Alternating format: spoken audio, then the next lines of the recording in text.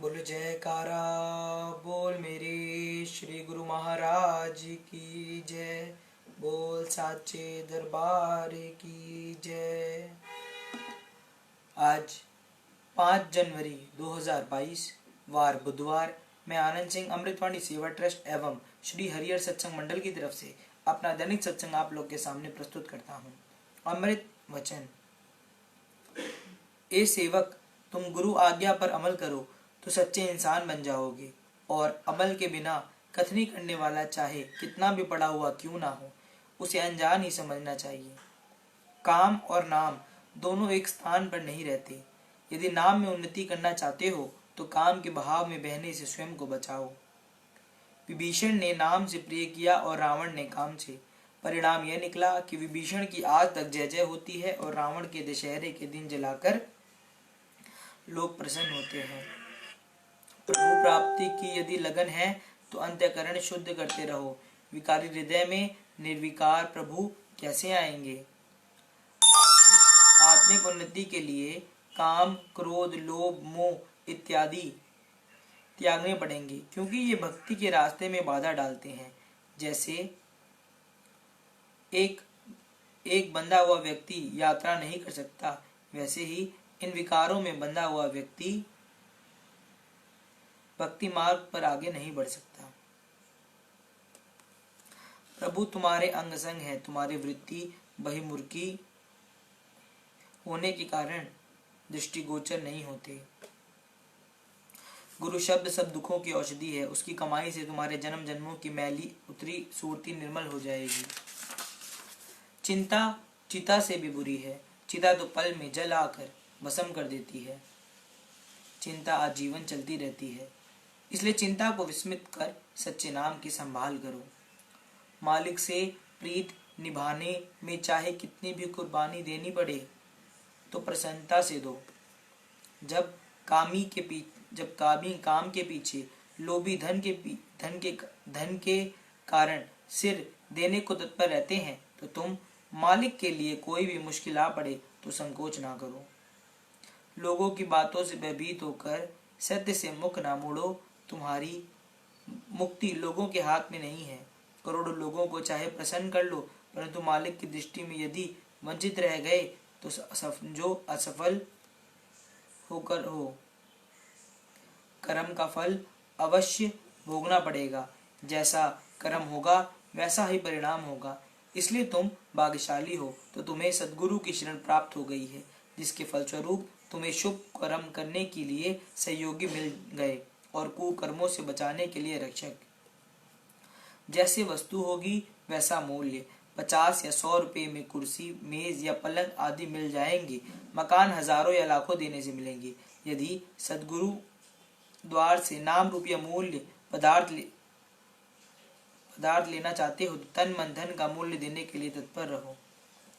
शारीरिक रोग अथवा कष्ट तो गुरुमुख पर भी आते हैं, लेकिन वे मालिक के नाम में इतने लवलीन रहते हैं उन्हें दुखों का आभास नहीं होता। जिसको प्रभु प्राप्ति की अभिलाषा हो उसे अन्य सभी इच्छाएं त्याग देनी चाहिए। यदि स्वयं का प्रेम रंग में रंगना चाहते हो तो पहले मोह ममता की मैल को सत्संग रूपी सरोवर पर जाकर धो। कुर्बानी किए बिना सफलता कदाचित नहीं मिल सकती। आत्मिक शक्ति की प्राप्ति के लिए कम खाना, कम बोलना और कम सोना आवश्यक है। मन को इंद्रिय विषय विकारों की ओर से रोककर सुमिरन और सेवा में निरंतर लगाओगे तो उस पुरुषार्थ का फल आत्मिक लाभ होगा। बहुत लोग बातें तो ऐसे करते हैं कि जैसे प्रभु की प्रसन्नता प्राप्त की हो, परंतु उनके कर्म देखें तो प्रभु की महिमा भी केवल मायावी पदार्थों की प्राप्ति के लिए है।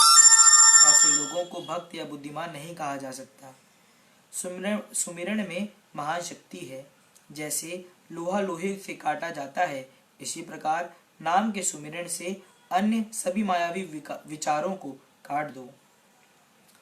घंटा, 2 घंटे, 3 घंटे भजन करके शेष समय सेवा, सत्संग, स्वाध्याय में अपने मन को लगाकर मालिक से दिल के तार जोड़े रखोगे तो आत्मिक शांति बनी रहेगी। यदि अपने अशुभ विचारों पर नियंत्रण करोगे तो कुकर्मों से बच जाओगे और दंड नहीं पाओगे। मन को सुमिरन करने का स्वभाव तो है ही, फिर क्यों ना उससे लाभ उठाया जाए।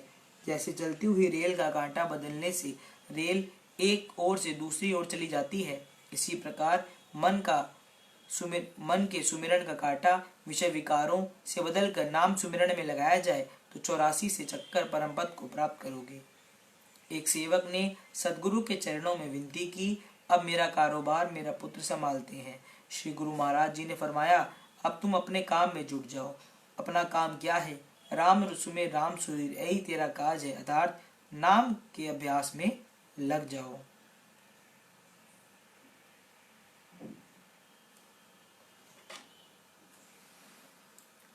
एक व्यक्ति पहाड़ पर चढ़ते हुए ठोकर खाकर गिर पड़ा, हड्डी टूट गई। कई वर्षों के पश्चात ठीक हुआ। गिरा तो सेकंड में था, परंतु ठीक कई वर्षों में हुआ। इसी प्रकार सूरती की चढ़ाई पहाड़ की चढ़ाई से भी कठिन है। तनिक बुराई की ओर से फिसल गई तो पुनः उसे उस स्थान पर लौटने में अत्यधिक समय लग जाएगा। इसलिए इस सेवक को हर समय बुरी संगति से बचना चाहिए। कहावत है कि जैसा अन्न वैसा मन, शरीर नाम की कमाई करने के लिए मिला है, इसलिए साधारण सात्विक और कम भोजन खाना चाहिए, जो मन को शुद्ध करेगा तथा शुद्ध मन से सुमिरन होगा। पूर्ण एकाग्रता से सुमिरन करो तो अथा शक्ति उपलब्ध होगी। सांसारिक दुख आपके सम्मुख ठहर ही नहीं सकते। सुखमनी साहिब में एक पंक्ति है, गल पाथर कैसे तरे अथा, अर्थात जिसके गले में बड़ा पत्थर बंधा हो वह कैसे सागर पार कर सकता है। जब यह असंभव है तो जिसके साथ 5 बड़े बड़े विकार रूपी पत्थर बंधे हो तो वह भवसागर से पार कैसे होगा। इसलिए शब्द अभ्यासी को काम, क्रोध, लोभ, मोह, अहंकार इत्यादि विकारों का त्याग कर देना चाहिए। अभ्यासी पुरुष जो कि अभ्यास में संलग्न रहता है, संसार में यदि उसका कोई प्रिय संबंधी चल बसे तो उसे कोई शोक नहीं होता, क्योंकि उसका मन सच्चे नाम के अभ्यास में लगा होता है। युवा अवस्था में अच्छी संगति करने वाला वृद्धावस्था में परेशान नहीं होता। सदगुरु के समान परोपकारी इस संसार में अन्य कोई नहीं, क्योंकि उनके उपकार में जीव कल्याण की भावना निहित है। लेकिन आम संसारी लोगों के उपकार की भावना में कोई न कोई स्वार्थ छिपा ही होता है, इसलिए इस प्रकार के उपकार से आत्मिक उन्नति नहीं होती। जीव अपनी सामर्थ्य को भूल कर दीन दुखी होकर गुलामों जैसा पराधीन जीवन व्यतीत करता है। जिसके भाग्य उदय होते हैं उसे सदगुरु की शरण प्राप्त होती है। सदगुरु उसे उसकी महान शक्ति का बोध कराते हैं और शब्द रूपी डोर प्रदान कर उसे सचखंड में ले जाते हैं। जन्म जन्म के बिछड़े हुओं को परम पिता से मिलाकर गुलाम से मालिक बना देते हैं। धन्य है सदगुरु। नाम के सुमिरन से ही अंतःकरण शुद्ध होता है और उसी के द्वारा ही शुभ कर्म भी होते हैं। कई लोग नाम का सुमिरन छोड़ अन्य शुभ कर्म आरंभ कर देते हैं, परंतु आधे मार्ग में ही फिसल कर गिर जाते हैं।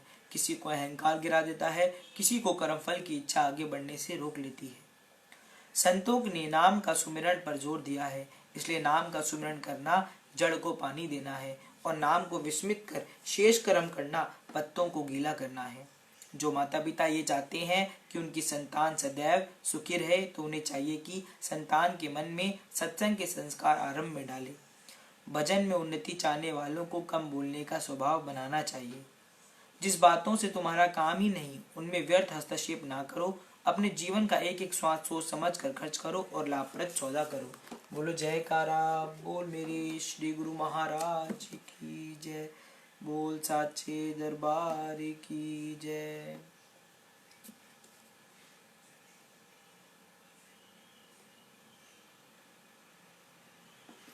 सत्संग। परेशानी की चट्टान। एक किसान था, उसके खेत में एक पत्थर का एक हिस्सा जमीन से ऊपर निकला हुआ था, जिससे ठोकर खाकर वह कई बार गिर चुका था और कितनी ही बार उससे टकराकर खेती के औजार भी टूट चुके थे। रोजाना की तरह आज भी वह सुबह सुबह खेती करने पहुंचा और इस बार वही हुआ। किसान का हल पत्थर से टकराकर टूट गया।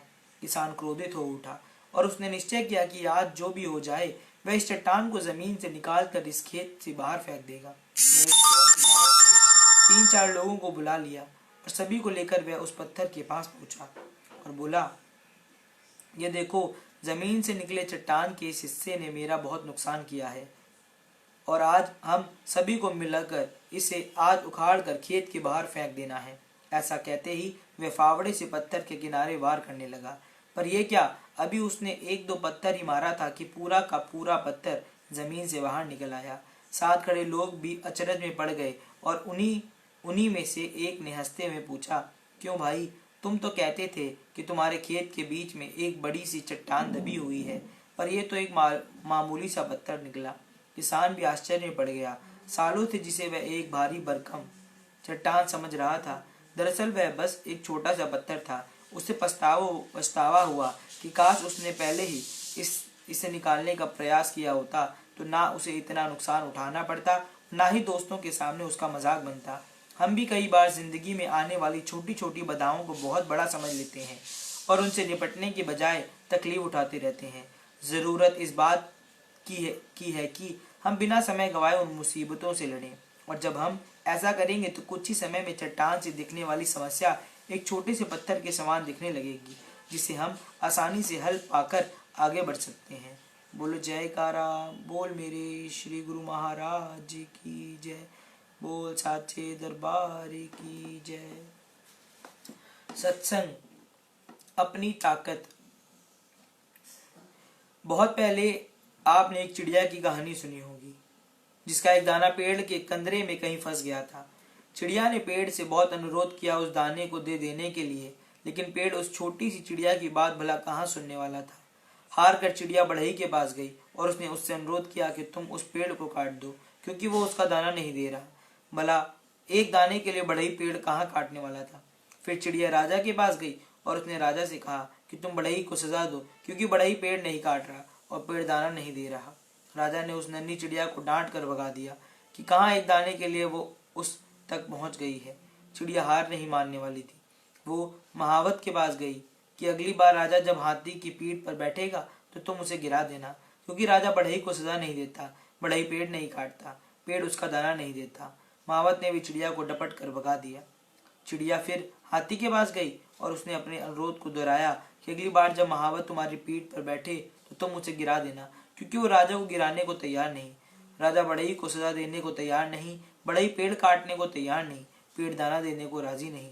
हाथी बिगड़ गया। उसने कहा, ए छोटी चिड़िया, तू इतनी सी बात के लिए मुझे महावत और राजा को गिराने की बात सोच भी कैसे रही है। चिड़िया आखिर में चींटी के पास गई और वही अनुरोध दोहरा कर कहा कि तुम हाथी की सूंड में घुस जाओ। चींटी ने चिड़िया से कहा, चल भाग यहाँ से। बड़ी आई हाथी की सूंड में घुसने को बोलने वाली। अब तक अनुरोध की मुद्रा में रही चिड़िया ने रौद्र रूप धारण कर लिया। उसने कहा कि मैं चाहे पेड़, बढ़ई, राजा, महावत और हाथी का कुछ ना बिगाड़ पाऊं, पर तुझे तो अपनी चोंच में डालकर खा सकती हूँ। चींटी डर गई। भागकर वो हाथी के पास गई। हाथी भागता हुआ महावत के पास पहुंचा। महावत राजा के पास की, हजूर चिड़िया का काम कर दीजिए, नहीं तो मैं आपको गिरा दूंगा। राजा ने फौरन बढ़ई को बुलाया। उससे कहा कि पेड़ काट दो, नहीं तो सजा दूंगा। बढ़ई पेड़ के पास पहुंचा। बढ़ई को देखते ही पेड़ बिलबिला उठा कि मुझे मत काटो, मैं चिड़िया का दाना लौटा दूंगा। निष्कर्ष, आपको अपनी ताकत को पहचानना होगा। आपको पहचानना होगा कि भले आप छोटी सी चिड़िया की तरह होंगे, लेकिन ताकत की कड़ियां कहीं ना कहीं आपसे होकर गुजरती होंगी। हर शेर को सवा शेर मिलता सकता है, बशर्ते आप अपनी लड़ाई से घबराएं नहीं। आप अगर किसी काम के पीछे पड़ जाएंगे तो वो काम होकर रहेगा। यकीन कीजिए, हर ताकत के आगे एक और ताकत होती है और अंत में सबसे ताकतवर आप होते हैं। हिम्मत, लगन और पक्का इरादा ही हमारी ताकत की बुनियाद है। बड़े सपनों को पाने वाले हर व्यक्ति को सफलता और असफलता के कई पड़ाव से गुजरना पड़ता है। पहले लोग मजाक उड़ाएंगे, फिर लोग साथ छोड़ेंगे, फिर विरोध करेंगे, फिर वही लोग कहेंगे हम तो पहले से ही जानते थे कि एक न एक दिन तुम कुछ बड़ा करोगे।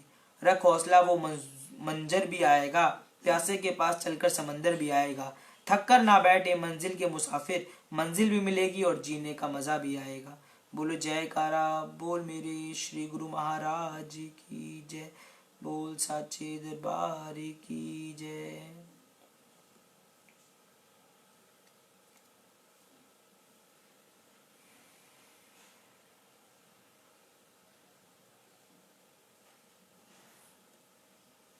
सत्संग, बुद्धिमान राजा।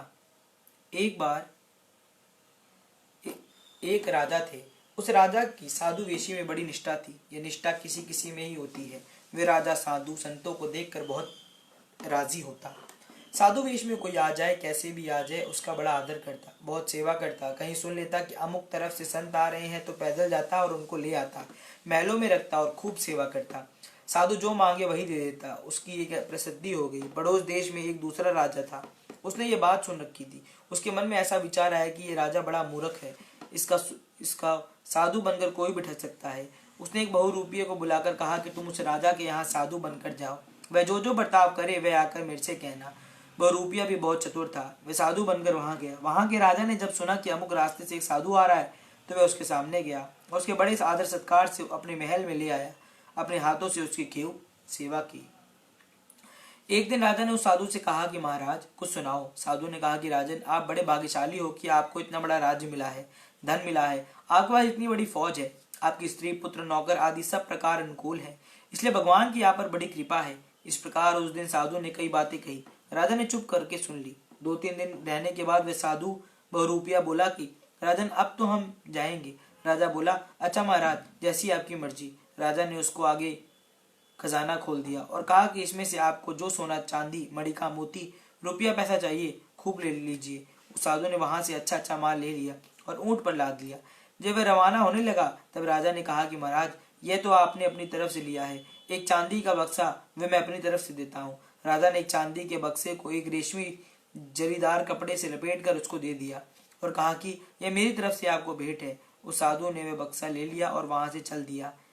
वह साधु अपने राजा के पास पहुंचा। राजा ने पूछा कि क्या क्या लाए। उसने सब बता दिया कि लाखों करोड़ों का धन ले आया हूँ। राजा ने समझा कि यह पड़ोस का राजा महान मूर्ख ही है, क्योंकि इसको साधु की पहचान ही नहीं है कि कैसा साधु है, यह तो बड़ा बेसमझ है। वह बहुरूपिया बोला कि एक बक्सा मुझे उस राजा ने अपनी तरफ से दिया है कि मेरी तरफ से भेंट है। राजा ने कहा कि ठीक है, बक्सा लाओ, उसको मैं देखूंगा। उसने वह बक्सा राजा के पास रख दिया और उसको चाबी दे दी। राजा ने खोलकर देखा कि चांदी का एक बक्सा है, उसके भीतर एक और चांदी का बक्सा है, फिर उसके भीतर एक और चांदी का छोटा बक्सा है। तीनों बक्सों को खोलकर देखा तो भीतर के भीतर छोटे बक्से में एक फूटी कौड़ी मिली। राजा ने सोचा कि क्या मतलब इसका, तो वह समझ गया कि राजा मूर्ख नहीं है, बड़ा बुद्धिमान है। साधु वेश में इसकी निष्ठा आदरणीय है। राजा ने वो बहुरूपिये से पूछा कि तुमसे क्या बात हुई, सारी बात बताओ। उसने कहा कि एक दिन उस राजा ने मेरे से कहा कि महाराज कुछ सुनाओ। मैंने कहा कि तुम बड़े भाग्यशाली हो, तुम्हारे पास राज्य है, धन संपत्ति है, अनुकूल स्त्री पुत्र आदि है, तुम्हारे पर भगवान की बड़ी कृपा है। यह सुनकर राजा पूरी बात समझ गया। 3 बक्से का मतलब था स्थूल शरीर, सूक्ष्म शरीर और करण शरीर। इनके भीतर क्या है? भीतर तो फूटी कौड़ी है, कुछ नहीं है। बाहर से वेशभूषा बड़ी अच्छी है, बाहर से बड़े अच्छे लगते हैं, पर भीतर कुछ नहीं है। आप पर भगवान की बड़ी कृपा है। ये जो बात कही ये फूटी कौड़ी है, ये कोई कृपा नहीं हुआ करती है। कृपा तो यह होती है कि भगवान का भजन करें, भगवान में लग जाएं। किसी के पास धन बहुत है तो यह कोई विशेष भगवत कृपा की बात नहीं है। ये धन आदि वस्तुएं तो पापी को भी मिल जाती हैं। संत सुत दारू अरु लक्ष्मी पापी को भी होए, इनको मिलने में कोई विलक्षण बात नहीं है। बोलो जयकारा बोल मेरे श्री गुरु महाराज की जय, बोल साचे दरबार की जय। आज हम अपना दैनिक सत्संग यहीं पर समाप्त करते हैं। राम राम, जय सच्चिदानंद, सत श्री अकाल।